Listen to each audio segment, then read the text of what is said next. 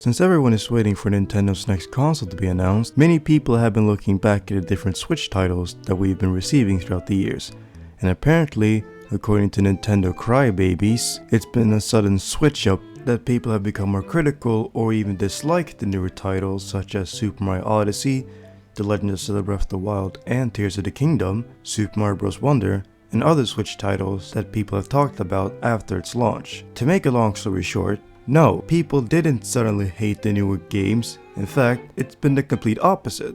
A lot of people have been addressing the issues that the newer titles have, but since this is the Nintendo fanbase we're talking about, any type of negative criticism is immediately dismissed as hate, until a couple of months later when all of a sudden the unpopular opinion becomes the popular opinion or vice versa. Plus, this also doesn't help that depending on which community you are in, it could become very polarizing, especially in the Mario and Pokemon community, and even Sonic. And in this video, I'm going to explain some of the reasons why the newer Switch titles haven't been that great compared to the older series, and explain why criticism is important no matter what community you're in. So let's begin with Super Mario Odyssey.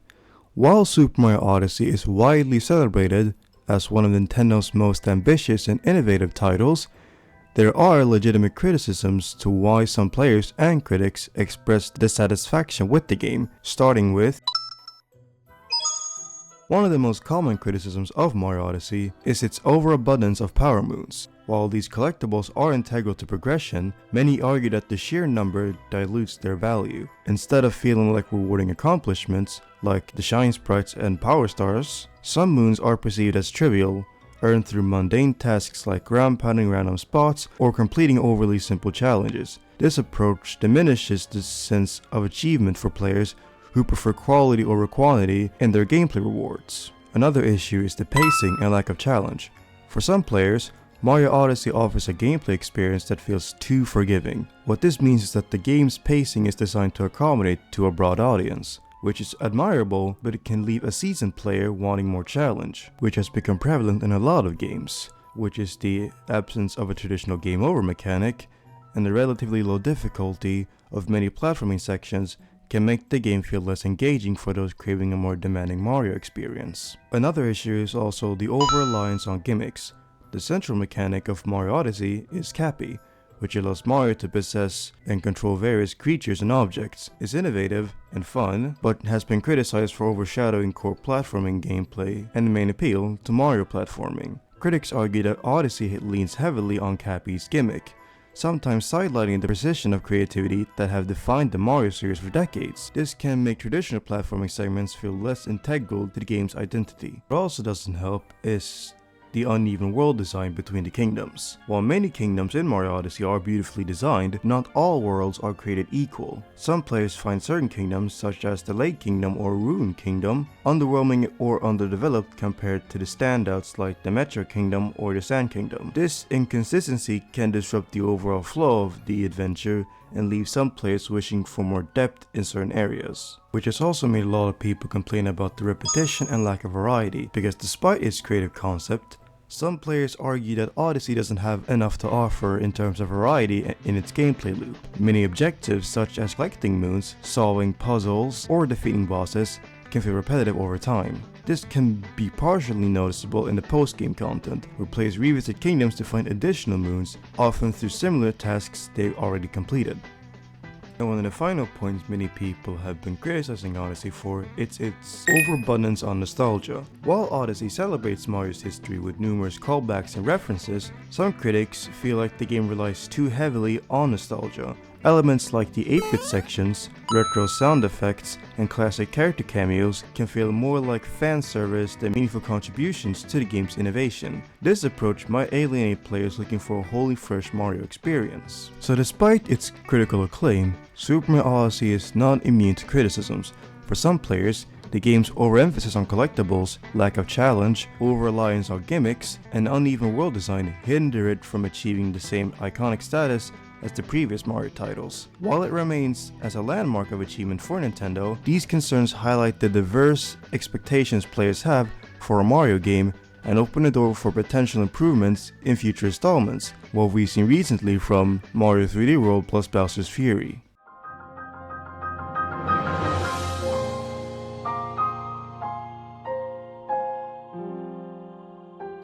Despite not being much of a Zelda fan myself, I'm still interested in the series, and little from what I've played in Breath of the Wild, I enjoyed my time with it, and I can sort of understand why people weren't so excited about it and were critical of it when it released. While The Legend of Zelda Breath of the Wild and its sequel Tears of the Kingdom have received widespread critical acclaim for redefining the Zelda series, they're not without their detractors. The shift in direction introduced in these games has sparked debate among fans, with some feeling that the new formula departs too far from the traditional Zelda experience. And here are some reasons to why some people are critical of Breath of the Wild and Tears of the Kingdom and the franchise's current trajectory. One of the primary criticisms of Breath of the Wild and Tears of the Kingdom is the embodiment of the classic Zelda formula, which revolved around structured dungeons, carefully paced storytelling, and progression tied to acquiring new items. Instead, the open world design offers non-linear gameplay, but some players find it lacks the sense of purpose and progression that defined earlier titles. The traditional Zelda dungeons, with their unique themes, puzzles, and bosses, are replaced by divine beasts and regional phenomena in Breath of the Wild, and slightly more varied dungeons in Tears of the Kingdom. Critics and fans argued these feel less memorable and lack the intensity and atmosphere of the classics like the Forest Temple in Ocarina of Time or Snow Peak Ruins from Twilight Princess, which doesn't help with the repetition that both games have. While the open world of Breath of the Wild is expansive and visually stunning, many players feel that it becomes repetitive over time. The reliance on shrines and Korok seeds as core activities has been criticized for lacking variety, with some describing the tasks as busy work rather than engaging challenges. In Tears of the Kingdom, while the addition of the Depths, Sky Islands, and Ultra Hand mechanics bring some new elements, critics argue that the core gameplay loop still heavily relies on the same principles established in Breath of the Wild, without enough innovation to differentiate the two games meaningfully. And one of these new elements that still has received some heavy criticisms is the weapon and durability system, which has been one of the most divisive mechanics in both games. While some appreciate the strategy it adds, others find it frustrating and immersion breaking. The sequel attempts to address it with the fuse ability, but it doesn't fully elevate the annoyance for those who prefer more permanent and rewarding weapon progression. This system also highlights a broader concern: the lack of meaningful rewards for exploration. Many players feel that discovering a chest with another disposable weapon or minor resource isn't as satisfying as uncovering unique items or upgrades in past Zelda games, which now leads into one of the biggest problems many people have with both games, which is the storytelling. The Zelda games have traditionally been known for their engaging narratives and character-driven stories. Breath of the Wild and Tears of the Kingdom adopt a minimal approach, focusing on environmental storytelling and optional memories. While some players appreciate the subtlety, others miss the emotionally impactful cutscenes and character arcs found in games like The Wind Waker or Skyward Sword. In Tears of the Kingdom, although the story is more prominent, some feel that it lacks the depth and cohesion of earlier titles. The fragmented narrative delivery through Dragon Tears echoes the memory system in Breath of the Wild, which doesn't resonate with players who prefer a more linear and immersive storyline. This also doesn't help that every time you collect a Dragon Tear, you can get a randomized cutscene, meaning that you could accidentally spoil yourself in the game. Another issue is the overemphasis on sandbox mechanics. The introduction of sandbox mechanics like the Ultra Hand in Tears of the Kingdom have been polarizing to many people. While some enjoy the creative freedom to build vehicles and solve puzzles in unique ways, others feel like it detracts from the sense of discovery and handcrafted design that define the earlier Zelda games. This focus on player-driven solutions can make the game feel less like a curated adventure and more like an open-ended experimentation tool, which has led to many people not liking the open world approach to the game that undermines the mystique of the Zelda world. In a way, the open world approach, while expansive, can diminish the sense of mystery and wonder that the earlier, more linear Zelda games cultivated. In titles like Majora's Mask or Link to the Past, each area felt distinct and carefully designed, with secrets awaiting to be discovered. The sheer scale of Breath of the Wild and Tears of the Kingdom can make individual locations feel less special as the focus shifts over time. And with this comes the concerns about the future of the franchise. Due to the success of Breath of the Wild and Tears of the Kingdom, it's clear that this open world physics-driven approach is now the standard for the franchise. However, some fans worry what the series is losing its identity by veering too far into sandbox gameplay at the expense of its iconic dungeon crawling roots. If future titles continue to prioritize open world mechanics over traditional Zelda staples, there's a risk of alienating longtime fans who cherish the franchise's history of expertly crafted puzzles, dungeons, and narrative-driven gameplay. So in conclusion, while Breath of the Wild and Tears of the Kingdom are monumental achievements that have brought Zelda to a new audience, their departure from the series' traditional structure has left some fans yearning for the old magic. The current direction of the franchise raises questions about whether future games will continue to innovate while finding a way to honor the series' legacy, or if they'll fully embrace the open world sandbox model at the cost of what made Zelda unique. I think Super Mario Bros. Wonder is a wonderful evolution in the Mario franchise in terms of aesthetics, but I feel that the game lacks a lot of aspects, especially in the gameplay department. For example, the lack of a strong level design, the boss battles being a repetitive mess, the world map being confusing in the latter half, lacking any unique power-ups that complement both gameplay and story, like the elephant fruit, and much more. While Super Mario Bros. Wonder has been praised for its creativity and bold departure from the formula of previous 2D Mario games, some players have voiced criticisms, partially when comparing it to earlier entries like the new Super Mario Bros. Series and other 2D Mario classics. Here are some reasons why fans may not resonate with Wonder as much.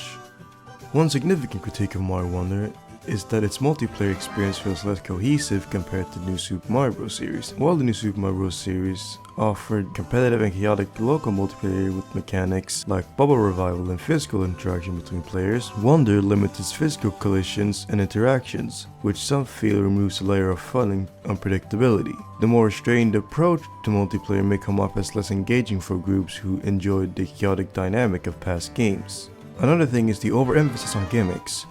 Mario Wonder introduces unique stage-specific mechanics such as the Wonder Effects, which is made by the Wonder Flower, which drastically alters gameplay.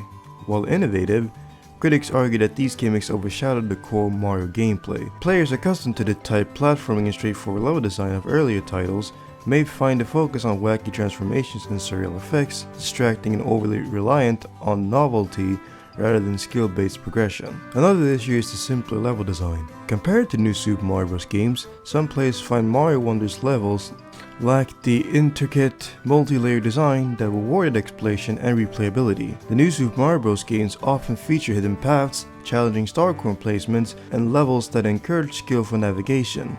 In contrast, some feel Mario Wonder prioritizes visual spectacle and experimentation over tight, challenging level layouts, leaving veteran players wanting more depth. This also doesn't help that Wonder doesn't have the time limit like the previous games had. Next up is the visual overload. While Mario Wonder is celebrated for its colorful and whimsical art style, some players find the visual design overwhelming or inconsistent, like the promotional art. The game focuses on bold, flashy animations and constant transformations can detract from readability during gameplay, especially in more chaotic stages in comparison to the cleaner, more uniform aesthetic of the new Super Mario Bros. Games. It allowed the players to focus more on platforming precision without visual distractions. Another area where a lot of people critique about Wonder is pacing and the replayability aspect. One area where Mario Wonder is criticized is its pacing. The emphasis on quick, short bursts of gameplay in Wonder stages can make the game feel disjointed compared to the more cohesive flow of levels in previous 2D Mario games. Furthermore, while collectibles like Wonder Seeds are present, they don't feel as impactful or satisfying as collecting star coins or Yoshi coins in past games, reducing the incentive for completionists to revisit levels. In comparing this to older titles like Super Mario World and Super Mario Bros. 3, which are timeless classics, Wonder faces a lot of criticisms for lacking the same sense of progression and mastery. The older games introduced iconic power-ups, secret paths, an interconnected world map that rewarded exploration and created a sense of adventure. Wonder's experimental style, while innovative, may feel less cohesive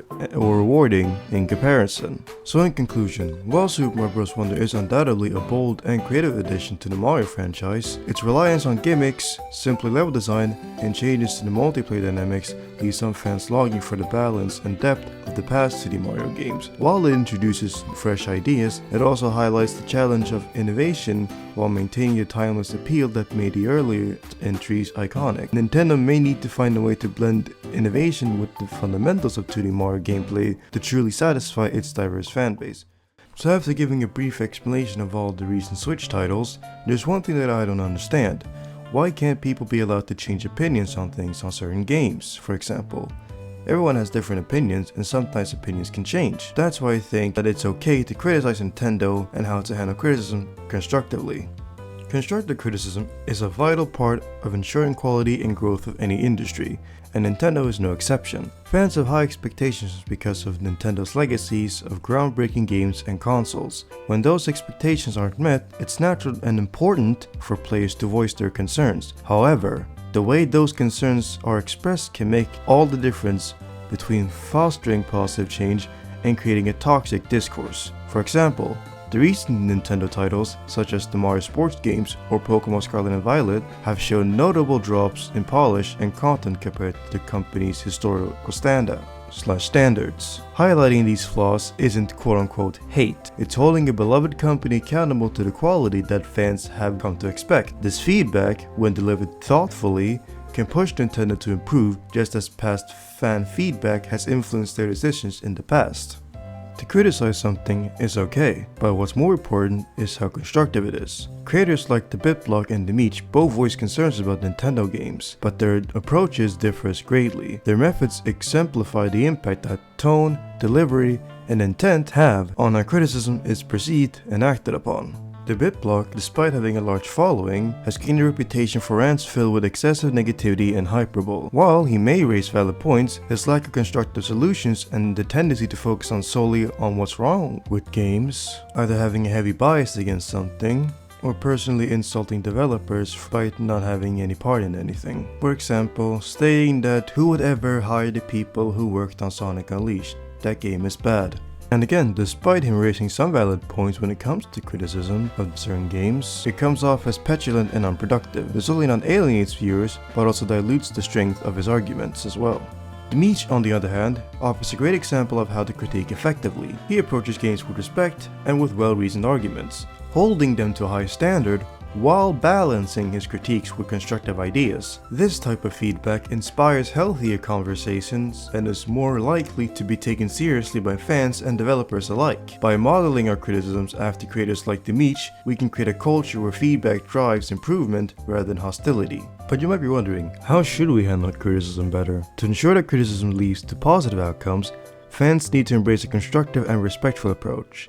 Here's how. For example, be more specific. Try to avoid blanket statements like Nintendo is lazy when you have to. Instead, pinpoint specific issues such as the limited launch content in Mario Strikers Battle League, or the technical problems, or everything else in Pokemon Scarlet and Violet. Provide solutions. Constructive criticism doesn't just highlight problems, it offers potential solutions. For example, suggests that Nintendo prioritize more robust post-launch updates or invest in better quality assurance for their games. Examples of people doing this are Radical Soda, Acoustic Harmonia, and Distant Kingdom. While providing constructive criticisms and highlighting the negatives and positives of the game they cover, they also provide solutions for making a smoother experience towards both the developers and gamers alike. Another thing is also recognizing the positives. Criticism doesn't have to ignore what's working. Acknowledge the strengths of a game while discussing its weakness. It's a balanced approach that creates a fair dialogue and encourages improvement.